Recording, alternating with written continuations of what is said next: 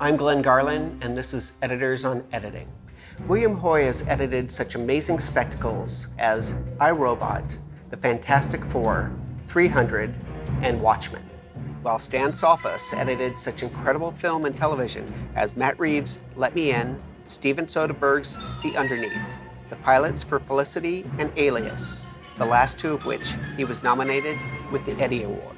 Together, they have just finished editing one of the most highly anticipated films of this summer, Dawn of the Planet of the Apes.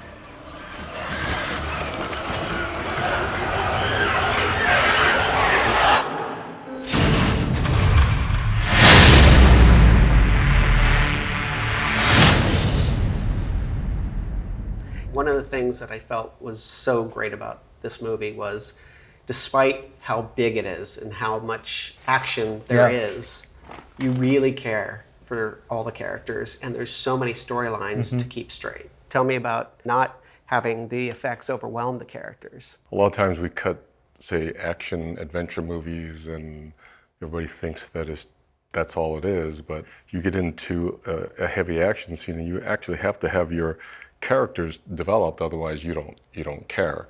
We did a tremendous amount of creating more shape to the story and deepening the story in character too, like for instance the son, Blue Eyes. We changed so many character beats for him over the course of editing, you know, and there was so much rethinking of how do we make that character richer and deeper. There was a lot of subtext to all the characters. You know, there's a lot of layers to them. They're not simple. They're in some ways more layered than a lot of other movies that, you know, are with human characters. Yeah, exactly. I think one of the blessings and one of the curses of mocap is that you can actually change certain characters and just capture just that moment that you need just to give that scene just that little bit that you say, I wish I had this when you're putting something together. This whole through idea could work. And so we were able to do that. But the curse is if your director didn't know, he didn't have a vision of what he wanted, you could be there for a long, long time. Well, tell me about the mocap process, because a lot of these CGI movies, they seem like they're shot on blue screen stages. And this one looked like you guys went out to the forest and you shot it. We did. And it gave it a very photorealistic feeling. We were actually in the forest with actors in their mocap suit, which is basically gray tights with sensor balls up and down. There's a camera called their face cam to capture all these little dots and all their movements so that all the emotions that Andy Serkis or any of the other actors had, that would come through. Then Michael Saracen, the DP, he was able to light these scenes, light the apes, the people in mocap suits. Then Weta would take this lighting reference and make the apes, place them in this environment and make it look photoreal, otherwise... And they do that over the mocap suit? They move the actors out and they come in with these reflective balls and they find where all their source light is. They can also tell when we go in and we're looking at, say, shots for lighting, when the visual effects starts coming in, we compare it to what the lighting looked like on Andy's face when we shot the dailies. That's kind of what gives it its amazing quality. Wow. And the amount of time that Bill and I and Matt particularly spent looking at lighting and discussing the lighting of the creatures as they were sort of folded into the backgrounds and then adjusting it. That, I think, is a huge factor in why it feels as real as it does. I think a lot of people don't realize how much you guys are involved in all aspects of the visual effects as well as the editing. Once we had most of the shots turned over, we would be on the phone for 5 hours at a time, talking to Weta in New Zealand, on top of having to refine the cut on the picture, because if you miss a meeting or two, then you come back and they're a little further down the line, and sometimes they might have to go back. If you go back, that's money, and they don't like that at all. Sure. So you go, by the way, oh boy. I meant to say this back in version 3, but... Yeah. You know, I'd love to be in the other room doing just refining editing, and doing more cut, or grabbing Matt and say, hey, look at this cut. You know, the idea of sort of making a scene sort of play exactly the way you think it's ultimately going to play in the cut before you've seen any kind of assembly at all, it is a very risky and kind of hair-raising prospect. And we had to do that while we were putting the first cut together So it was there was just a tremendous amount of things to kind of balance out. And how often did you then go back? Batting average, we did pretty good. I mean, I think very rarely did we go back. Usually on visual effects pictures, you would pick some keystone shot, meaning this shot is going to show the look of a scene. But we also have shots that we want to look and see what Caesar's going to look like. We want to see what Maurice is going to look like. So we have in our heads as we're going forward in the edits to figure, okay, he's going to look like this, so if I use this angle, it's probably going to be better than this. It's literally $60,000 a shot. And the shot length is 7 seconds. So if you go 8 seconds, then it's 2 shots. Yeah. So that's $120,000. So it adds up pretty quick. There are scenes that as we went on, we modified it because of character or we felt certain things weren't working. So I'll call these Frankenstein scenes because we really had to put things together in the craziest way. I mean, it's not evident at all, which is the best thing about it, that it just seamlessly flows through.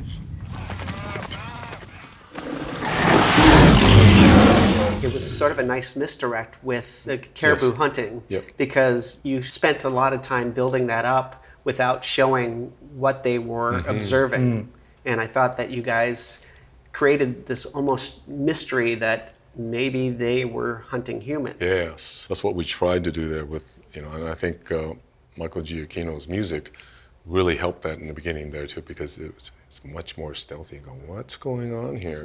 Were the trees empty and they put in all these apes? Yes, absolutely. That's all their work. And how did you guys know how long to hold on like background plates when there was nothing there? It was kind of intuitive timing after a while. How long is this shot going to be? It's gonna, here comes the apes, and now. Just sort of try to imagine it, even though you don't have anything in the frame. Try to imagine that. You leave it slightly long, but when I'm saying long, maybe you had half a second on the head at the very most. Wow. You do have some live action. I mean, for instance, when the guy jumps onto the bear, that's a stuntman going off a ramp in the woods. That was used as the basis for that motion. Whereas when Caesar jumps on the tree with his son, that's from the mocap stage. So you guys took a lot of time creating sympathy for the apes, especially in the first act. And I was wondering, was there pressure on you guys to make that faster? When the studio saw the picture, they all loved the picture. So they were very supportive. The very first screening, You have to hand it to the major studio for treating it this way too, because it's a silent movie for a long time. You look at it and you go, wow, this is a major studio movie. This is amazing. Well, I thought that was really effective, that there's no words spoken for probably 15 minutes. That's right. Right.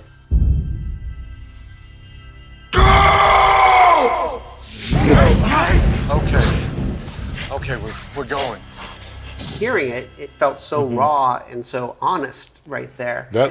Was that how it was in the script? Actually, there's sort of another whole scene that's not in the opening now, which we fully rendered and developed. In the scene that was ultimately taken out, Caesar does speak, and he speaks to his ape population. And I always felt that moment you're talking about where he says go is so strong, is that if somehow then we could lose that. It neuters him saying go. It does in a way. I mean, but for some people they go, okay, where's this movie going? And I think in that sense, we've been able to preserve the 15 minutes in the beginning and have all that, but yet make some of the moments even more impactful, say. Did the actors who were in the mocap suits also do the voices, or was that done later in ADR? Or how? It was a mix, but I would say that for the main characters are all preserved. Primarily their original performance. If you do ADR, it's as good as some actors are at ADR. It's not quite the same because the recording quality is going to be slightly different, or whatever the reason is. And Matt loves production sound. I do too, because I just think if there's any way for the sound people and the mixer to save it, and they did. Yeah, I would say most of Andy's performance and Toby's performance. Of course, for sure. Maurice is a real orangutan. There was so many difficulties in actually getting really good recordings of apes, because while we do have the human voices, there's many other sounds, and sometimes we did combine some real ape sounds with some of our actors' voices as well. So there's some blends in there. When they talk, it's different. It's got a more guttural, more deeper voice. Apes! Do not want war! Do not come back. Is that something that Toby and Andy did on set? Yeah, basically, that's Wow. them, yes. A nice scene was when Malcolm came into the ape camp for the first time. The way that it was cut together and designed was really effective because you really felt like everything was from his perspective, so it was almost from your perspective as an audience. Mostly what you hear on the track is Jason's breathing. So that you're in Jason's point of view from an audio point of view as well. So not just visually, Yeah, you know. yeah, seeing exactly. A lot of that is Jason Clarke coming into Ape Village with guys in gray mocap suits. He was all covered in mud, and so his hands were all cut up from that day. He did like 12, 13 takes where he came out and he slammed himself down in the mud. Oh, when they hit him Yeah, down. he threw himself down. But he threw himself down. violent. He was basically exhausted and he was tired, and it shows. And he pops up and he has this wide eye, and it works because he's actually not looking at anything. All the population of the apes that you see in that scene, it wasn't They're there. not there. When I went out and shot a lot of the extra apes, and they began to populate it, and they would continue to show us what the apes are going to look like and where they were going to lay, and if we had any adjustment, then we say we want to see more bit more depth, depth. and can we have them part a little later and do the reveals, and when Caesar comes out, we want him to be stationary. Those are the kind of things you take care of in a review and Yeah, talk you're about. literally So staging it's the almost shot. like animation where you're sort of, you Absolutely. know, Yes. working backwards. With the horses, there's something so effective of seeing an ape riding a horse. Was that a person in a mocap suit, or how did they do the Some of them, yes. And then there's shots where it's completely a CG horse, wow. and they've taken the mocap character and put it on a CG horse. So You go up the mocap stage and they have these like 6-foot-high wooden hobby horses. Oh, and Size they- of a horse. And they were sitting wooden, on them and they would sit on them. just And- so it was easier no, for so them that to act. they were not in the being on a right horse. place in the frame. they had to sit a certain way. You know, like Oh, when Koba's because- when he's in the battle, the grips were pulling him across and the camera's following him across. The wooden horses on wheels. Yeah. You know that scene where they're all lined up out in front of the colony? That's a bunch of guys sitting on ladders. You know, guys in pajamas on ladders. And that's going to be apes on horses. You know, and you're like, it's a complete leap of faith when you're working that way. You're like, oh, okay, I guess that's what we're going to see. And You have did. to. Yeah. You're like, wow, this is kind of extraordinary process watching the ladders evolve into real horses. Was it ever distracting to have these actors that you're cutting their performance in these suits with a camera on their head? The actors, every one of them, they're so committed to being apes and in their character that we watched the movie for the longest time with no apes rendered, and when we showed it to the studio, it was just guys in mocap suits. We've been reworking the power lines for the city because the city used to run off nuclear. There was a very, very different story when Matt came on the movie. And the apes were way more advanced. They were literally driving around in cars and wearing baseball caps. And so, you know, there was a complete rethinking of almost all the core elements of the story. Normally, he spends a long time writing a script. He had very little time. So he really brought the script writing process into editorial, which I think was really exciting for both of us. And because of the mocap, you could literally Gave you those introduce liberties. strong story elements that weren't there in the original shooting. For instance, in the fight, the presence of Blue Eyes was not in the shooting. They didn't have Blue Eyes there. They didn't have a scene where Caesar sees his son, you know, while he's being confronted by Koba. And then after the fact, we all felt that fight's going to be more motivated if the son is there. It is one of those things through the process that if we felt like we wanted to just tweak something and make something a little more impactful, then we had the opportunity to maybe take the character from another shot and use that piece for whatever purpose we would need to say, have a close-up of blue eyes looking at his father. If not, then we would go out and shoot that. So we had the opportunity to just refine those things so that I think Kick it up a notch. Kick it up a notch because, again, once we started getting some of the rendered shots, we saw that with just one shot, you could actually tell the whole relationship between father and son from a performance standpoint. So you could be more economical once you started getting... Exactly. I mean, I think very early on when you see in the elk hunt, when Caesar goes to touch his face and he grabs a spear and he walks off and Caesar puts his head down like this, that says it all, I think. And so we were able to be more economic down the line with some of those scenes, and we don't need as many we shots don't to need tell as the many story. shots, but then remembering that, we can go down the line and think about another scene that we can use and echo that. And then there was the scene where Alexander is reading to Maurice, and rather than going right to him reading, you stay on Malcolm sitting up from the tent, and you're hearing it before you go over to it. And it's more effective playing it off of them than playing it on Maurice and Alexander. Here's a moment that the apes and the humans could have come together. I mean, that's kind of it in a microcosm right there. And witnessing it through Malcolm and Ellie's eyes, then with the look on their face, you go, you know what, this could happen. But playing some of that off screen and just hearing it, I think if you were just to play that in continuity, they sit down and you start Wouldn't reading. be as interesting. It wouldn't be. Well, another scene that I thought was fantastic was the scene where Caesar's baby goes and he's playing with the humans. The line is drawn in the sand and the baby crosses the line. And it's so sweet and so caring. And then you guys shift the tone so quickly and it becomes really violent and dangerous. But what's amazing is that Kara's reacting, is interacting with a piece of string. And a piece she of seems orange like tape. she's completely charmed. And the orange tape is, is sort of being held and moved around to help create her eye line. And then the baby ape is completely created. There are some scenes where it affects me every time I see it. I can divorce myself from the fact that I put it together and now I'm looking at it, but I see it and I see it as an audience member, I am completely ripped up. Well, the apes have tears. Yes. The actors, did they tear up?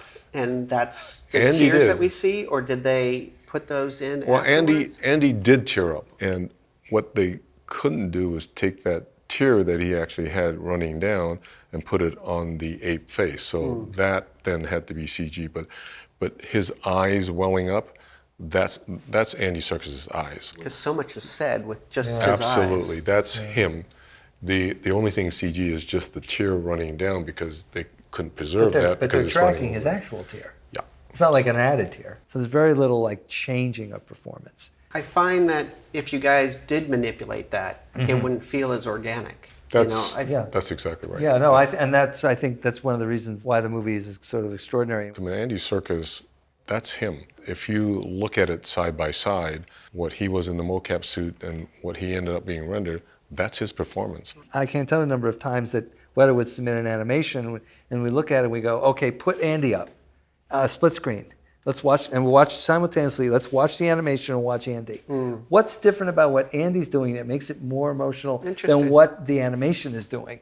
And sometimes it would be the slightest thing, the amount of fat in his eye, in his eyelid or something, that it was sort of quivering instead of not quivering. Or Toby, especially, a vein in his neck was sort of pulsating, and it wasn't in the animation. It's just like that kind of specificity and detail that, we spent a tremendous amount of time on is one of the reasons why these performances look the way they do. Sure. Well, anatomically, the ape face obviously is quite different than a human face. Sure. So we had to translate that closer to exactly what Andy was doing and make it ape-like.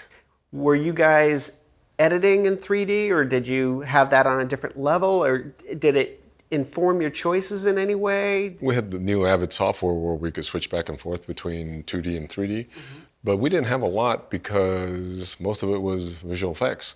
They would do it in 2D until they got to the very end, and because there was so much media to render, they would do the 3D at the end. So we didn't really have an opportunity to continue to work in 3D and just refine the cut that way, but I think for me anyways, I would look at certain shots and think I want to be on the shot for longer because I want to be able to absorb the depth of this forest, say.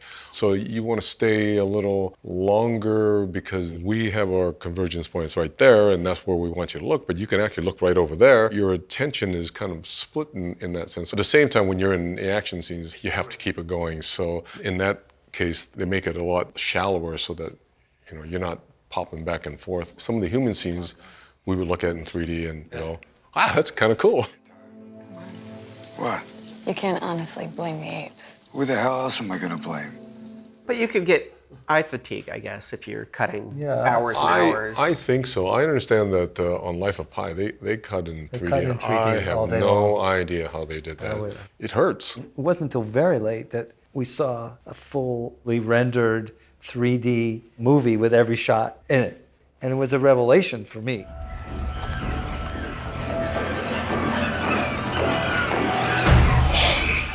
Well, one thing that I don't usually see in 3D that I thought was kind of cool was you have a dissolve in the woods. Right. That really gave some interesting depth. And, it was... And that was something that you had to figure out exactly where these different planes were going to come because in they're and out. kind of too. converging. Yes. Right. Much like even the subtitles. You can control the degree, where the plane of viewing is, the convergence. It's not baked into the shot. So there was some movement around that. You can where, push it further when back or when bring it in closer. reviews we go, okay, that shot looks much more believable. For instance, if we push it away from us a little bit or push it back. So we did deal with those concerns.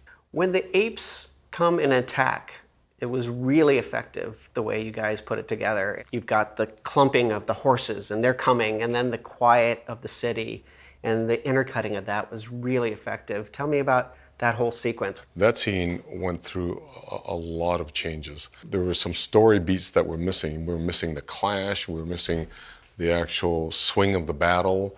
But most of all, we were missing the characters, what you're talking about. I don't think that was evident in the very beginning. No. And so that was later modified again to the idea that we can change certain things in mocap. And that's what we ended up doing, was to cut it to background plates and say, what can we do here?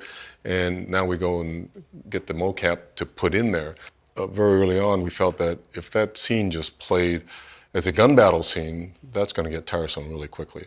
So once we're in the thick of battle, we're with the character of Blue Eyes. And did you put it into slow-mo later? We gave the indication that this is the area where we wanted to go in slow-mo. Wow. So that Koba, he attacks, and then when the grenade is launched and then hits that point, the idea was to get inside Blue Eyes' head right there and make that the horror of battle for him. And that's what that whole midsection becomes, and just take all the sound down, let the music carry the emotion of what's happening to him. And then the most amazing thing is that final shot, and it's just spinning around and everything's happening in the background, and you're just in the center of this tank. When I first met with Matt, that's the one shot that he described to me. He says, and at the end of the battle, this is what we're going to do. I go, wow, that's really bold. That shot was shot very early on, and it was one of the last shots to be done because it's such, it's a very long shot. I think Weta said they did around 1,300 versions of that shot.